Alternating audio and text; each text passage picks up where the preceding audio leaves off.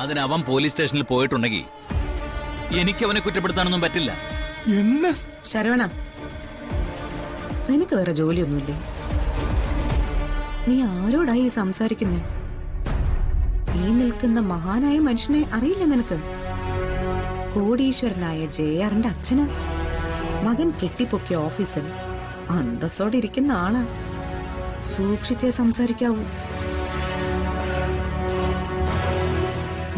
നിനക്ക് ചിലപ്പോ മനുഷ്യത്വമൊക്കെ തോന്നും. പക്ഷെ ഈ പറയുന്ന ജെആറിന്റെ ഓഫീസിൽ മനുഷ്യത്വം ഇല്ല.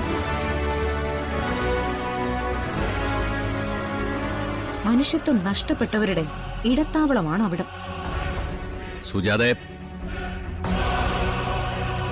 നിത്യ ഇപ്പോഴും ജീവന്റെ ഭാര്യയാണ് അല്ലേ മിസ്റ്റർ രഘു? ഇങ്ങനെ പേരെടുത്ത് വിളിക്കുന്നത് കൊണ്ട് ബഹുമാനക്കുറവൊന്നും തോന്നണ്ട.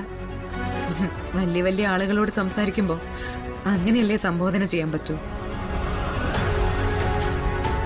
ചിലപ്പോ ഞാൻ രഘുവേട്ടാന്ന് വിളിക്കുന്നത് പോലും നിങ്ങൾക്ക് നാണക്കേടായി തോന്നുമെങ്കിലും. സുജാതെ പ്ലീസ്. പ്ലീസോ? അതൊന്നും നിങ്ങളുടെ നാവിന്ന് വരാൻ പാടില്ല. നിത്യമോളെ ജീവനിൽ നിന്നും രക്ഷിക്കണം എന്നും പറഞ്ഞ് എന്റെ കൂടെ നിൽക്കുന്ന ഒരു ഭർത്താവ് ഉണ്ടായിരുന്നു. നിത്യമോളെ രക്ഷിക്കാൻ വേണ്ടി ജീവനെ കൊല്ലാൻ പോലും മടിക്കില്ല എന്ന് പറഞ്ഞൊരു ഭർത്താവ് ഉണ്ടായിരുന്നു.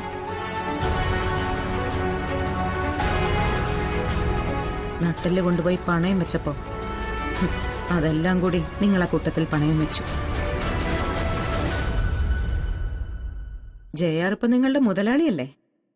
മുതലാളിമാർക്കേ അവരുടെ ആഗ്രഹങ്ങൾ സാധിച്ചു കൊടുക്കുന്നത് നാണമില്ലാത്ത ആശ്രിതരുടെ ഡ്യൂട്ടിയല്ലേ? ശബ്ദമൊന്നും ഉയർത്തണ്ട. അതിനുള്ള യോഗ്യത ഇപ്പൊ നിങ്ങൾക്കില്ല. അച്ഛനും മോനും കൂടി എന്തിനു ഒരുങ്ങിക്കെട്ടിയിരിക്കുകയാണെന്ന് എനിക്കറിയാം. നിങ്ങൾക്കിപ്പൊ നിങ്ങളുടെ മകൻ വലുതാണ്. പക്ഷെ എന്റെ മകളെ ദ്രോഹിക്കുന്നവൻ എനിക്ക് എപ്പോഴും ശത്രു തന്നെയാ.